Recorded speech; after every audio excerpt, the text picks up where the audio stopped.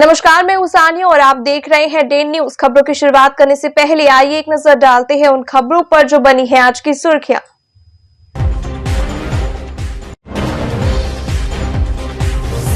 दिन दहाड़े बीच सड़क पर घेर कर अपराधियों ने वार्ड पार्षद को मारी गोली। आपसी रंजिश में घटना को अंजाम देने की कही जा रही है बात। छानबीन में जुटी पुलिस।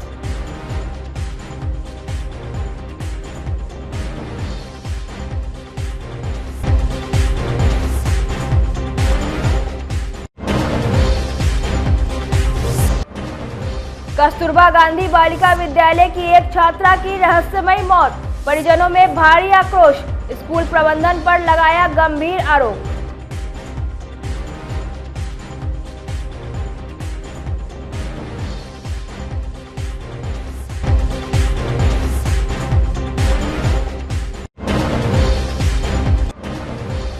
और नवविवाहिता की कमरे में मिली लाश। लव मैरिज के बाद शहर के एक मोहल्ले में रह रही थी पति के साथ। घटना के बाद से पति है फरार।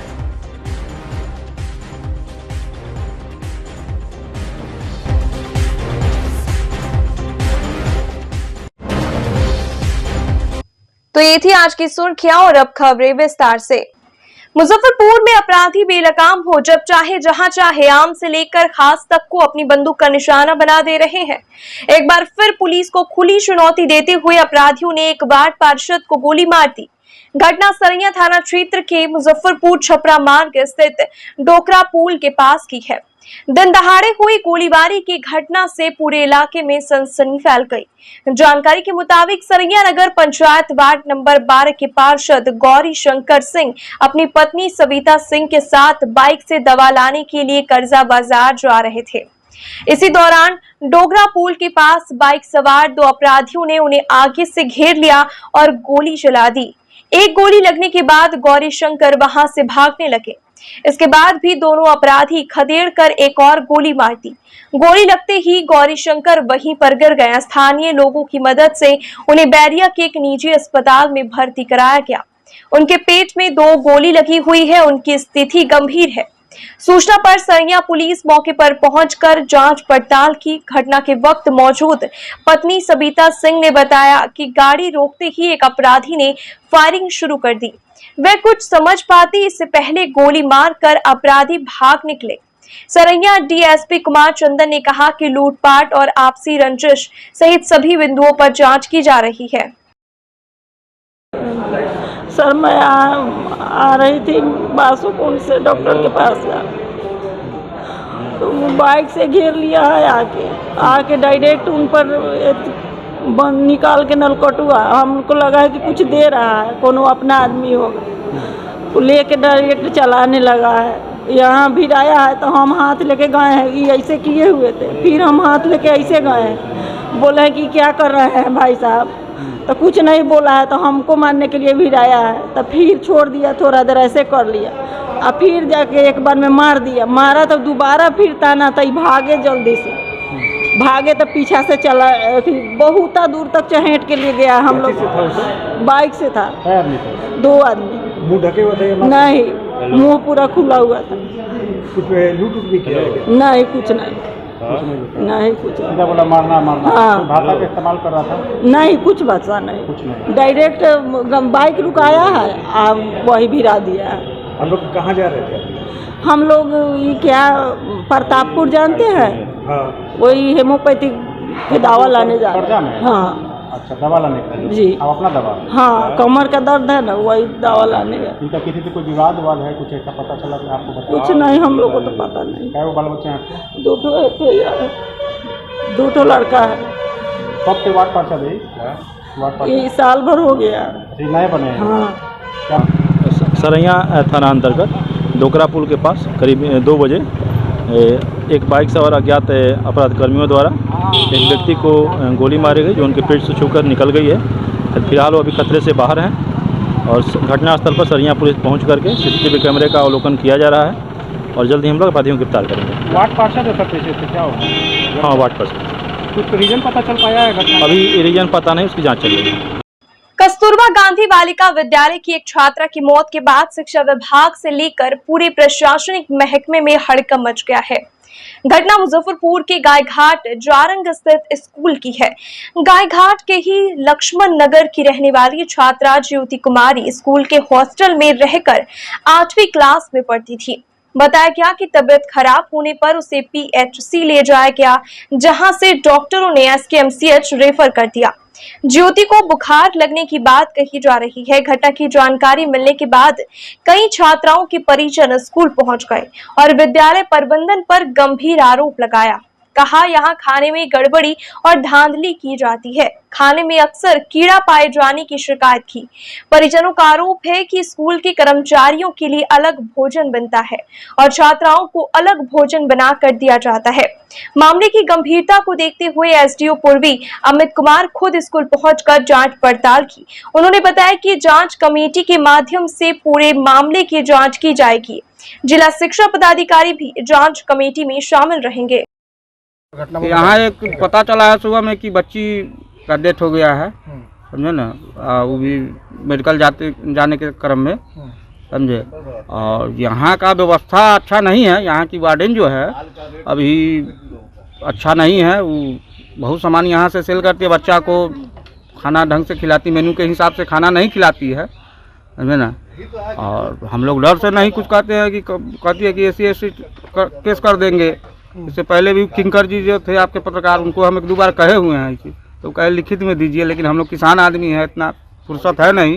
मतलब व्यवस्था साफ कर। हाँ, बहुत कौन धमकी देता है ऐसे? कौन धमकी देता है? अरे मैडम देती है। अच्छा। हमको, हमारी पत्नी यहाँ की अध्यक्ष है, प्लस उप मुखिया इस पंचायत की है। और वो कहे कि आप कौन होते हैं जो हमारा बैग चेक कीजिएगा, हम जाएंगे तो ले जाएंगे तो। मतलब यहाँ से जो भी खाने का सामान आता है सब ले हाँ, वो ले जाती है डेरा पर। बच्चा को मतलब नहीं ढंग से खाना खिलाती है। कितने बच्चा होंगे लगभग अंदर में? कितने बच्चियाँ रहती होंगी यहाँ? अभी जो है लगभग 60-70 होगी जी। डेकोरेट तो पता नहीं है, लेकिन 60-70 होगी। रात क्या घटना हुआ था जो यहाँ पे? हमको सुबह में पता चला है कि यहाँ एक बच्ची का डेथ हो गया है। तो हम यहाँ के मुख्य रसोइया जो है गीता जी, उनसे हम पूछे हैं कि मैडम कैसे क्या हुआ। तो वही बताई है कि एक बैग उसको उल्टी हुआ। मैडम एक तो गोली खिलाई, वो भी नहीं मतलब निकल पाई, वो उल्टी कर दी। इसके बाद एक रसोइया और एक नाइट गार्ड और वार्डन लेके पीएचसी गायघाट गई, वहाँ से रेफर कर दिया गया। की सूचना जानकारी मिल रहा था? हम लोग को जानकारी मिला है कि अभी वो बच्चा किस में ख़त्म हो गया है, तो इसलिए हम लोग आए हैं। हम लोग को बच्चा पढ़ता है। आप कौन पढ़ता है आपका? नंदिनी कुमारी, हमको पोती है। पोती है जी। अच्छा, मतलब यहाँ का व्यवस्था तो बच्चा बोल रही है कि मैडम खुद बना के खाती है, अलग हम लोग को अलग बना के देता है खाना। अच्छा। और चना उना के सब्जी में पिल्लू रहता है, वो भी बना के देता है। भात में कभी पिल्लू निकलता है। इसका शिकायत आप लोग कभी किए हैं? जी नहीं, हम लोग तो थोड़ा देर आते हैं, चल जाते हैं। अच्छा। रहते नहीं हैं। बच्चा जब जाती है वहाँ तो बोलता है कि हम नहीं जाएंगे पढ़े, हमको खाना अच्छा नहीं मिलता है।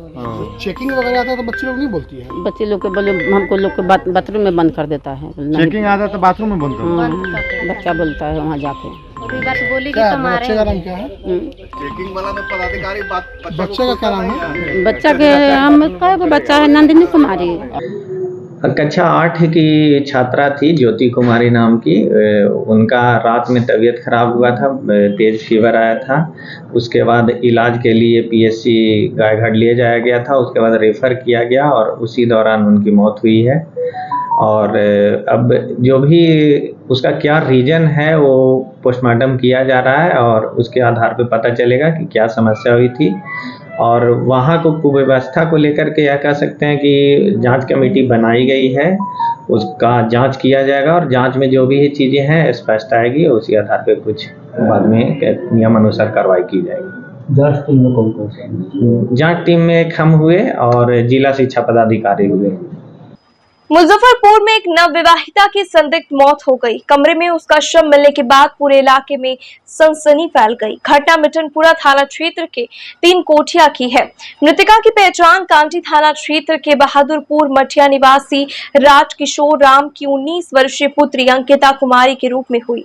स्थानीय लोगों की माने तो अंकिता मुकेश नामक एक युवक से लव मैरिज कर 3 कोठिया मोहल्ले में इंद्र जनु देवी के मकान में किराए पर रह रही थी।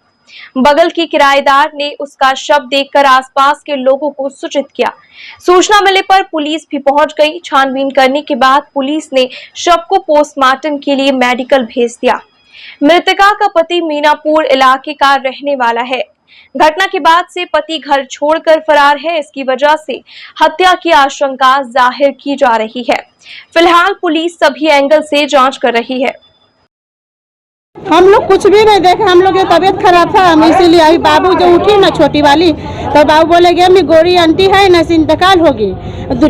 दोनों मियाँ बीबी न सोई थी, दोनों मियाँ भी उठी है, तो अब क्या हुआ नहीं हुआ पति के देखे के मार के इंतकाल हो गया, चल भाग गया, खसरी काट के ऊपर से रस्सी तेजी से भाग रहा है। बहुत तेजी से चल गया, रोते चल गए हैं। किधर भागा? वो सीधा चल गए हैं। यहाँ 1 महीना से है, 1 महीना से है यहाँ पर। अब कल आई, कल कपड़ा उपड़ा ले के बड़ा अच्छा बन छन के आई, दोनों मोटरसाइकिल से ऊपर गए, छत उठ मनाई। अब क्या किए नहीं किया, अब सुबह में, अब रात में, दिन में क्या हुआ नहीं था, अब हम लोग को कुछ ही पता नहीं चला है। अब देखेंगे अभी के बॉडी है, अब देखेंगे उसको पति चल गया मार के, इसीलिए हम देखे कि अभी है नहीं, पति मार के भाग गया। अभी क्या करता है पति? वही अभी पता नहीं कि पति क्या करती है, नहीं करती। हम लोग सोमवार के मीटिंग में सुबह में गए ना, तो दोनों मियाँ बीबी सो रही थी, तो उसके बाद हम बच्चा को छोड़ के गए थे, तो हम वहाँ से आए, तो हम बोले कि दरवाजा मतलब कि खटखटा है, कहना आपके ना, तो मेरी बेटी निकली बाहर, तो हम घर में चल गए, गर्मी लग रहा था हमको। उसके बाद ना मेरी बेटी बोली पानी लेके आए मैडम, बोले हाँ लिया, तो मेरी बेटी गई बाहर, बोली कौन जी अम्मी अंकल है ना बहुत जोर जोर से रो रहे। हम बोले अभी तो गेट बंद था, तो नहीं देखो ना, तो हम उठ के गए, तो बोल रही है अल्लाह मेरा अंकिता मर गई। उसके बाद फिर उसके बाद तो तुरंत भागी। कितने बजे की घटना है? यही 11:30-12 बजे भाग गया वो? हाँ, और उसके बाद वो भाग गया। कुछ बोल बाल नहीं, हम लोग को बोले तो हम लोग को मीटिंग था, चलिए गुजरी पे पूछा देता है। अच्छा, क्या करते हैं इनके हस्बैंड? और ये हम लोग को नहीं मालूम क्या करते? मुजफ्फरपुर के साहिबगंज थाना क्षेत्र के धनैया पैक्स गोदाम टर्निंग पर रविवार की रात एक तेज रफ्तार लोड ट्रक अनियंत्रित होकर पलट गई। इसी दौरान मेला देखकर लौट रहे पहाड़पुर मनोरथ पंचायत के 12D निवासी संजय राय के 14 वर्षीय पुत्र बिट्टू कुमार ट्रक के नीचे दब गया। घटनास्थल पर ही उनकी दर्दनाक मौत हो गई। वहीं ट्रक की चपेट में आकर दूसरे साइकिल सवार दुखित राय के 17 वर्षीय पुत्र गोलू कुमार और उनके मामा के यहाँ 12 वर्षीय कुणाल कुमार गंभीर रूप से घायल हो गए। सूचना पर पहुंची पुलिस ने स्टेट हाईवे पर पलटे ट्रक को हटाया और शव को पोस्टमार्टम के लिए मेडिकल भेज दिया। घटना होते ट्रक चालक भाग निकला। सोमवार को राजद नेता पृथ्वीनाथ राय और पंचायत के मुखिया शंभू शाह ने मृतक के परिजनों से मिलकर संतावना दी। मौके पर सुरेश बैठा समेत कई अन्य नेता मौजूद रहे। कहाँ से लौट रहे थे आप लोग? मेला से। कहाँ पर मेला लगा था? धनैया।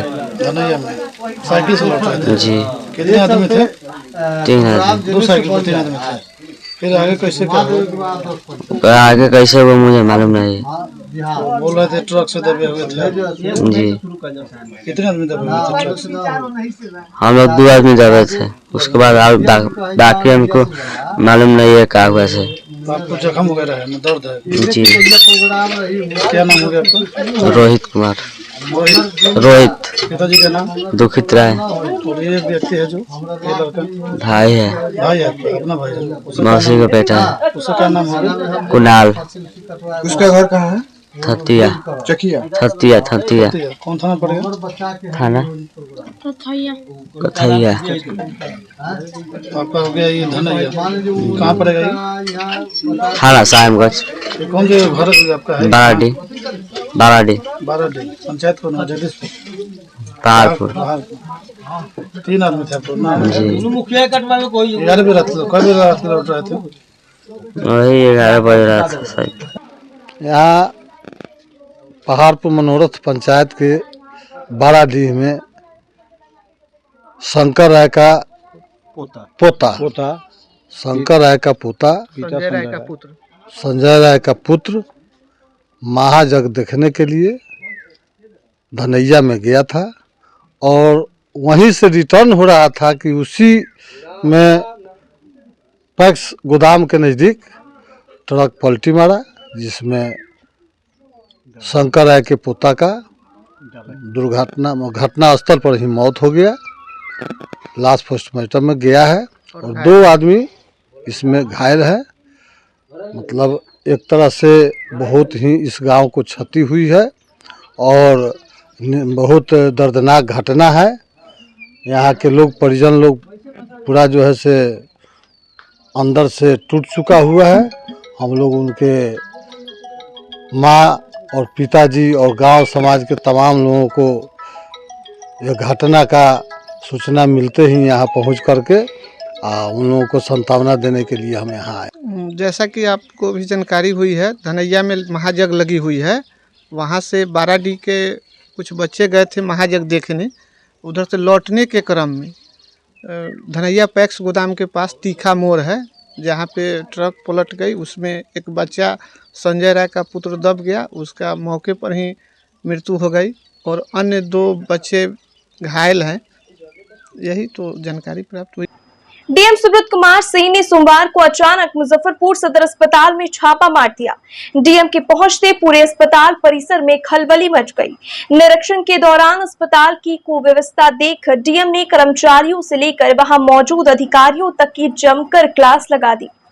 सबसे पहले डीएम अस्पताल के ओपीडी में पहुंचे, जहां उन्होंने मरीजों के बैठने की व्यवस्था और भीषण गर्मी में भी पंखा नहीं होने पर नाराजगी जताई। इसके बाद उन्होंने इमरजेंसी वार्ड का जायजा लिया।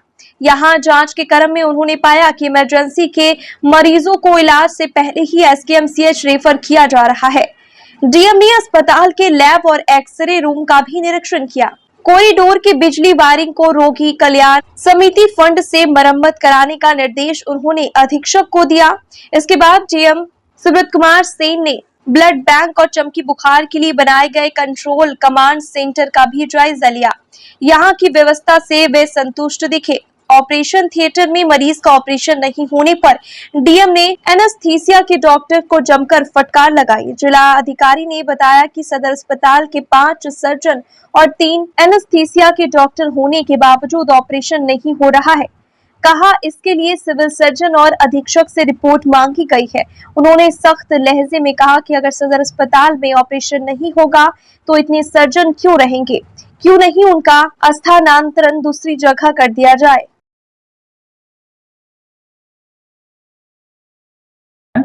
स्थिति जो है बहुत अच्छी नहीं कही जा सकती है। तो आज सिविल सर्जन साहब है नहीं, वो पटना मीटिंग में गए हुए हैं। जैसे हम लोग अभी ओटी वार्ड में आए हैं तो वहाँ बहुत कम सर्जरी मार्च के महीने में हुई है, जबकि 5 सर्जन हैं, 3 एनेस्थीसिया के डॉक्टर हैं। और हम लोगों ने कहा है कि सीएस को और सुपरिटेंडेंट साहब को कि इसकी समीक्षा कर लें। जब पर्याप्त मात्रा में आपके डॉक्टर, पैरामेडिकल स्टाफ सब लोग हैं तो फिर सर्जरी क्यों नहीं होगी, लोग क्यों प्राइवेट फैसिलिटीज़ में जाएंगे। हो सकता है कि कई डॉक्टर्स जो यहाँ पे ड्यूटी आवर्स के बाद प्राइवेट में काम करते होंगे तो वहाँ वो अच्छे से उस चीज़ को परफॉर्म कर पा रहे हैं, लेकिन यहाँ सरकारी सिस्टम में आकर के पता नहीं जो भी कारण हो, तो वो चीज़ों को देखने के लिए बोला गया है कि कैसे हम लोग इसकी इफिशिएंसी जो है बढ़ा सके। तो इस पे ये लोग रिटर्न में हमको जवाब भी देंगे। इसके अतिरिक्त जो इमरजेंसी वार्ड है वो काफ़ी पुराना बना हुआ है, लेकिन अभी नई बिल्डिंग बन रही है। तो वो जब बन जाएगी तो सुविधाएं और जो है वो बेहतर होंगी। ओपीडी में हम लोगों ने काउंटर्स बढ़ाने के लिए बोला है ताकि जो है गर्मी में लोगों को अनावश्यक इंतज़ार न करना पड़े। इसके अतिरिक्त भी कई जगह पे जो है वायरिंग वगैरह बिजली की जो है वो दिखवाने की ज़रूरत है। तो जो रोगी कल्याण समिति की राशि होती है उससे जो है हम लोग इस चीज़ को दिखवा लेते हैं कि कैसे हम लोग और इसका बेहतर यहाँ पे व्यवस्था कर सके। अभी हम लोगों ने एक्सरे वगैरह की सुविधा देखी तो लोगों ने सेटिस्फेक्शन जो है अपना बताया है। 2 चीज़ इमरजेंसी और जो सर्जरी का है इसमें हम लोगों को इम्प्रूवमेंट लाने की ज़रूरत है। और जब 5 डॉक्टर्स हैं, अगर ऐसा लगता है अस्पताल प्रशासन को कि आवश्यकता नहीं है तो इनको फिर दूसरे जिलों में ट्रांसफ़र भी किया जा सकता है। बहुत से ज़िले ऐसे हैं जहाँ पर जो है सर्जन्स की कमी है। तो अभी चूंकि इनको बोला गया है कि आप लोग अपने स्तर पर इस चीज़ को देख लीजिए कि कैसे सुपरिटेंडेंट साहब और सिविल सर्जन जो है इसकी बेहतर व्यवस्था यहाँ पर सुनिश्चित करा सकते हैं। तो वो हम लोग चेक करा ले रहे हैं और अगर आगे सुधार नहीं होगा तो फिर हम लोग इसको उच्च स्तर पर भी हम लोग इन चीज़ों को देखें। देखिए इसमें चूँकि जो ये शहर है इसमें कई स्थानों पर विभिन्न कारणों से, कुछ जगह रेलवे की क्रॉसिंग है, कुछ जगह जो है नाला पुराना कच्चा बना हुआ है, कुछ जगह पर काम चल रहा है। तो इस शहर में जैसा मुझे अभी अभी तक जो पता चला है जल जमाव का इशू है, और पुरानी जो बिल्डिंग्स बनी हुई हैं उनका भी जो है लेवल थोड़ा सा वो नीचे चला गया है। नया जो आपका ये पूरा हम लोगों का मॉडल हॉस्पिटल बन जाएगा, तो हम लोग मान करके चल रहे हैं कि उस पूरे एरिया में जो है किसी भी परिस्थिति में जल जमाव नहीं होगा। इसका हम लोग इंश्योर कराएंगे और इसको हम लोग देखेंगे भी। अभी तत्काल नगर आयुक्त को और पीएचडी को बोला गया है। जो पीएचडी की पाइप पहले जो गई हुई थी, जो अब नगर निगम को ट्रांसफर हो गई है, उसमें सीपेज होता है, तो उसको कैसे हम लोग कुछ कम कर सकते हैं, बंद करा सकते हैं, तो इसको हम लोग दिखवाएंगे। मुजफ्फरपुर के सकरा थाना क्षेत्र में बीते दिनों हुए फ्लिपकार्ट डिलीवरी बॉय से लूटपाट मामले का पुलिस ने खुलासा कर दिया है। पुलिस ने इस मामले में तीनों अपराधियों को हथियार और लूट के सामान के साथ गिरफ्तार किया है। दरअसल पिछले दिनों सकरा के मार्कर रेलवे गुमटी के पास पार्सल डिलीवरी करने पहुंचे मुसरी थाना क्षेत्र के सुतिहारा निवासी धर्मेंद्र महतो का अपराधियों ने हथियार के बल पर लूट लिया था। घटना के एक दिन बाद अपराधियों ने डिलीवरी बॉय से लूटे गए बाइक को सकरा थाना क्षेत्र के ही पिलखी गांव में आग के हवाले कर दिया था। पुलिस अपराधियों की खोज में लगी रही। इसी बीच गोपीनाथपुर मंगल स्थान के पास पुलिस ने छापेमारी कर 3 अपराधियों को धर दबोचा। तलाशी में इनके पास से एक पिस्टल और 3 कारतूस बरामद हुए। इन लोगों की अपाचे बाइक भी बीते दिनों अबोजहाँ थाना क्षेत्र से चोरी की गई थी। पूछताछ में ये लोग फ्लिपकार्ट डिलीवरी बॉय से हुए लूट में शामिल रहने की बात स्वीकार कर ली। डीएसपी पूर्वी 2 मनोज कुमार सिंह ने बताया कि तीनों की निशानदेही पर फ्लिपकार्ट के डिलीवरी बॉय से लूटे गए मोबाइल, कैश और पार्सल को भी पुलिस ने बरामद कर लिया है। दिनांक 4/24 को सकरा थाना क्षेत्र के मरकन दरधा मार्ग पर फ्लिपकार्ट के कर्मी धर्मेंद्र महतो से मोटरसाइकिल सवार 3 अपराध कर्मियों द्वारा पिस्टल का भय दिखा करके उनकी मोटरसाइकिल, मोबाइल, कैश, पार्सल से भरा बैग था उनके पास। उसका मूल्य करीब 61,853 रुपये था, लूट लिया गया था। उक्त घटना के संदर्भ में सकरा थाना कांड संख्या 225/24 दर्ज कर अनुसंधान प्रारंभ किया गया। कांड के उद्भेदन हेतु वरीय पुलिस अधीक्षक महोदय मुजफ्फरपुर द्वारा एक विशेष टीम का गठन किया गया, जिसमें थानाध्यक्ष सकरा के अलावे और पुलिसकर्मी शामिल थे। गुप्त सूचना के आधार पर इस लूट को अंजाम देने वाले अपराधकर्मी 3 अपराधकर्मियों को गिरफ्तार किया गया। उनका नाम एक अमित कुमार उर्फ राजा झा, पिता कृष्णा राय, साकिल नरमा, थाना रामपुर हरी, जिला मुजफ्फरपुर। दूसरा हिमांशु कुमार, पिता अमरेंद्र पांडे, साकिल अधवारा, थाना सकरा, जिला मुजफ्फरपुर। इन लोगों को अवैध अग्न्यास्त्र, लूट की मोबाइल तथा चोरी की एक अपाची मोटरसाइकिल के साथ पकड़ा गया। यह मोटरसाइकिल बोचहा थाना क्षेत्र से चोरी हो गई थी, जिसे इस कांड में पकड़ा गया है। अवैध अग्न्यास्त्र एवं चोरी लूट की घटना के संबंध में एक अलग से कांड दर्ज किया गया है। सकरा थाना कांड संख्या 232/24 है और इनकी निशानदेही पर लूट के मोबाइल के साथ एक बुद्धि विरुद्ध बालक साहिल कुमार को भी निरुद्ध किया गया है और अग्रिम कार्रवाई की जा रही है। इन तीनों के जो आपराधिक इतिहास वगैरह एक अमित कुमार राजा का आपराधिक इतिहास है। 6 कांड दर्ज हैं उनके विरुद्ध में। इसमें हथौड़ी में 3 कांड दर्ज हैं, जिसमें आर्म्स एक्ट, शराब और NDPS का भी कांड इनके विरुद्ध दर्ज है। इसके अलावा सकरा में तो नया केस 225/24 हुआ है। बाकी रंगदारी और आर्म्स एक्ट का भी केस इन पर दर्ज है। बाकी दोनों का हम लोग आपराधिक इतिहास का पता कर रहे हैं। सर, आए दिन डिलीवरी बॉय रात में डिलीवरी करते हैं पार्सल। डिलीवरी बॉय से हमारा अनुरोध रहेगा कि डिलीवरी बॉय लोग अगर इस तरह का करना चाहेंगे तो रात में हमारे थाना को सूचित करेंगे। अगर ज़्यादा पैसे का सामान लेकर के जा रहे हैं तो लोग कोई दिक्कत नहीं, हम उन लोगों को सुरक्षा व्यवस्था मुहैया कराएंगे। मुजफ्फरपुर सिविल कोर्ट के अधिवक्ता हरे कृष्ण कुमार उर्फ माधव को पिछले वर्ष 24 जुलाई को गायघाट थाने की पुलिस ने थाना हाजत में बंद कर काफी बेरहमी से मारा पीटा और अधिवक्ता को हथकड़ी लगाकर पूरे सिविल कोर्ट कैंपस में घुमाया था, जिसका काफी विरोध अधिवक्ताओं ने किया था। अधिवक्ता माधव के भतीजा शशि रंजन कुमार ने 24 जुलाई 2023 को गायघाट थाने में एक आवेदन दिया था, जिसकी रिसीविंग के लिए तत्कालीन थाना अध्यक्ष मोनू कुमार उन्हें शाम में बुलाया। शाम के समय शशि रंजन कुमार अपने चाचा अधिवक्ता हरे कृष्ण माधव के साथ थाना पर रिसीविंग लेने गए तो पुलिस के साथ विवाद हो गया। थानेदार ने अधिवक्ता को हाजत में बंद कर काफी मारा पीटा और जेल भी भेज दिया। हालांकि अधिवक्ता को जमानत मिल गई। उसके बाद अधिवक्ता माधव के आवेदन पर कोर्ट के आदेश पर गायघाट थाना में ही तत्कालीन थाना अध्यक्ष मोनू कुमार, दरोगा उमाकांत मिश्रा और एवं थाना के गाड़ी चालक प्रवीण कुमार समेत कुल 30 सशस्त्र पुलिस बल के विरुद्ध प्राथमिकी दर्ज की गई। पूरे प्रकरण की जानकारी राष्ट्रीय मानवाधिकार आयोग, राष्ट्रीय पिछड़ा वर्ग आयोग सहित बिहार मानवाधिकार आयोग को भी दी गई।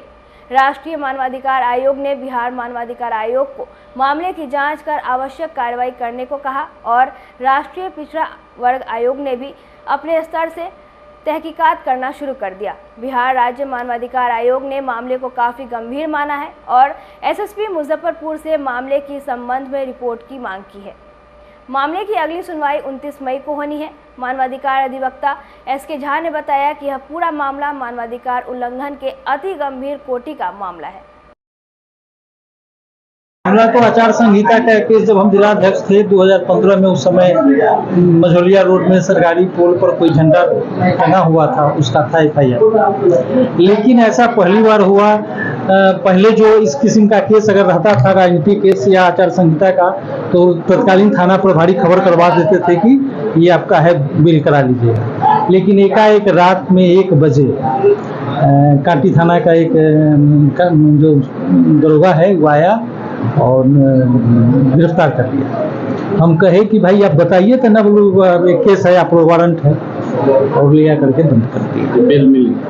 अभी कोर्ट में चूंकि नंद बिल्कुल था तो कोर्ट ने बेल दे दिया। दोनों केस में 2 था, दोनों में बेल दे दिया। दोनों आचार संहिता, दोनों का सिम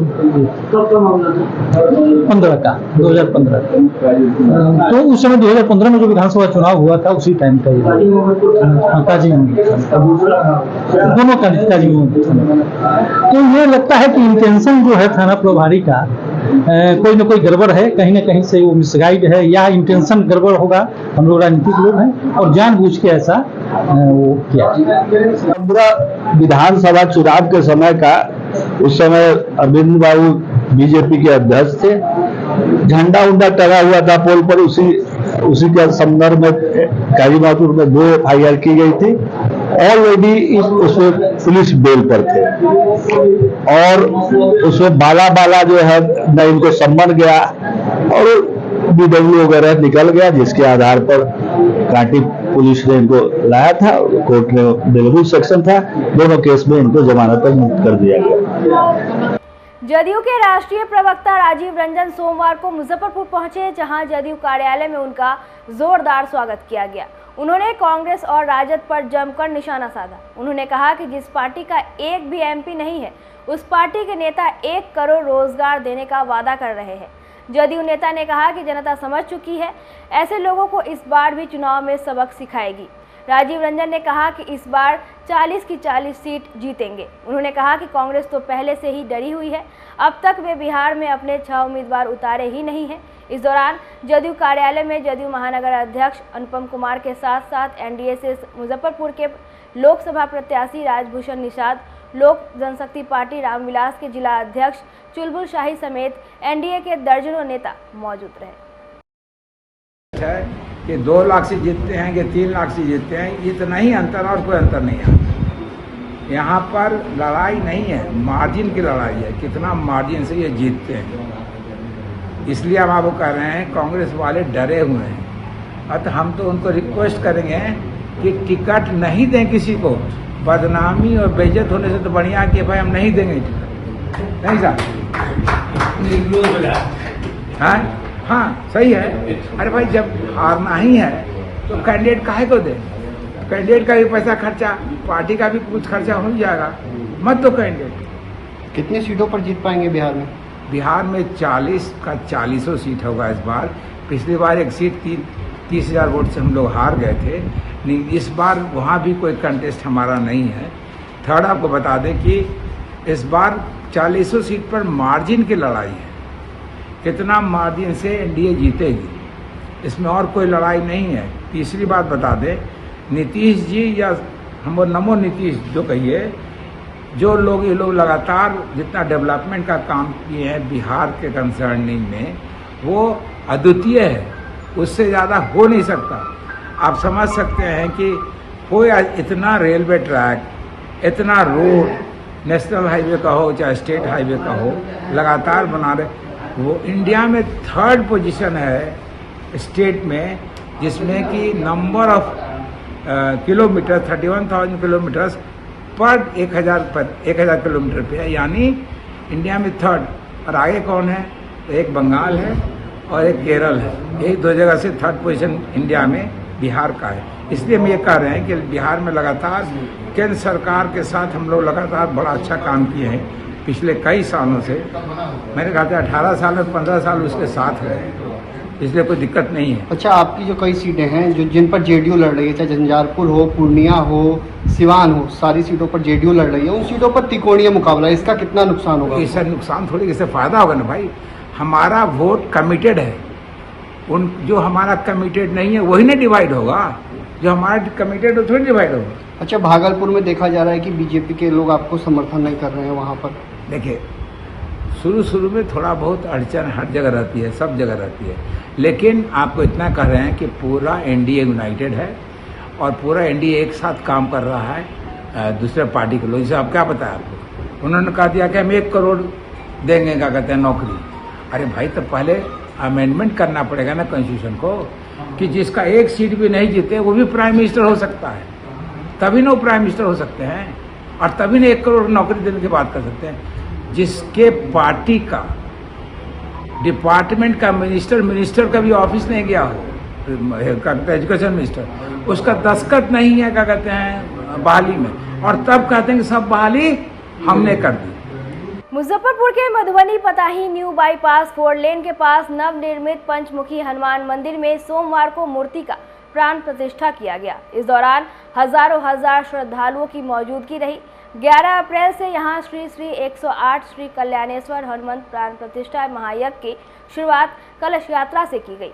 मंगलवार 16 अप्रैल को रामधुन अष्टयाम शुरू होगा। सर्वेश्वर नाथ मंदिर के मुख्य पुजारी सुधाकर ओझा के नेतृत्व में पंडित योगेंद्र शास्त्री और उनके सहयोगी महायज्ञ को संपन्न कराने में लगे हैं। ग्रामीण अमित ठाकुर कश्यप ने बताया कि पूरे गांव वालों के सहयोग से पंचमुखी हनुमान मंदिर का निर्माण किया गया है। 18 तारीख को महायज्ञ की पूर्णाहुति है। उन्होंने श्रद्धालुओं से इसमें शामिल होने की अपील की। मौके पर यजमान इंद्रभूषण, मिथुन पंडित, फूल सिंह, संतोष झा और राजेश शाह भी उपस्थित रहे। सो पंचमुखी हनुमान जी का मंदिर बनाया गया है, ये मधुबनी ग्राम वासियों के द्वारा, और मेरे यहाँ के एक कुम्हार को ये प्रेरित आया और उनके द्वारा जो है सो इनके हनुमान जी का मंदिर का यहाँ निर्माण हुआ है, जो पूरे मधुबनी ग्रामवासी से बड़े उल्लास के साथ महायज्ञ का यहाँ पर रखा गया था और रामलीला का भी प्रोग्राम था। और इसमें जो है सो मेरे मधुबनी ग्राम के साथ साथ मधुबनी पंचायत और इसके चारों तरफ के जो भी शहरी क्षेत्र के लोग हैं, सारे लोगों का काफ़ी सहयोग रहा।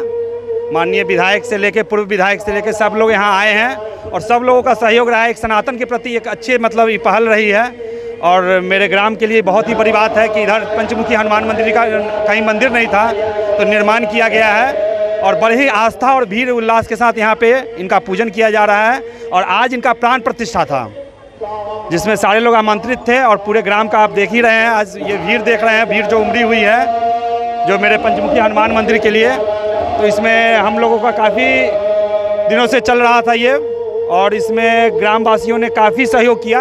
इस सारे ग्रामवासियों को बहुत बहुत धन्यवाद, और उस कुम्हार को जिन्होंने अपना भूमि यहाँ दान किया है उनको भी बहुत बहुत धन्यवाद। जो इस कितने दिन से ये कार्यक्रम जो है सो आपको 11 तारीख को कलश यात्रा से शुरू हुई और ये 18 तारीख तक चलेगा। 18 को समापन, 17 को ही समापन होगा, 18 को इनका पूर्णाहुति होगा, जिसमें हम लोगों का ये यज्ञ रहा। जो 11 को कलश यात्रा के बाद हम लोगों का पूजन पाठन शुरू हो गया और उसके बाद जो है सो कल से रामनवमी के दिन से यहाँ पे रामधुन का जो कलाकार जो भी इनके रामधुन के लिए जो आ रहे हैं वो आपको सीतामढ़ी के तरफ से आ रहे हैं, जानकी जी के माने गांव से जो यहाँ पे कलाकार आ रहे हैं जो रामधुन के लिए, उनको बुलाया गया है। और कल 2 दिन का ये रहेगा, 24 घंटे का रहेगा रामधुन का, और उसके बाद जो है पूर्णाहुति होगा इनका। आज की खबरों में बस इतना ही। कल फिर मिलेंगे कुछ नई खबरों के साथ, तब तक के लिए हमें दीजिए इजाजत। नमस्कार।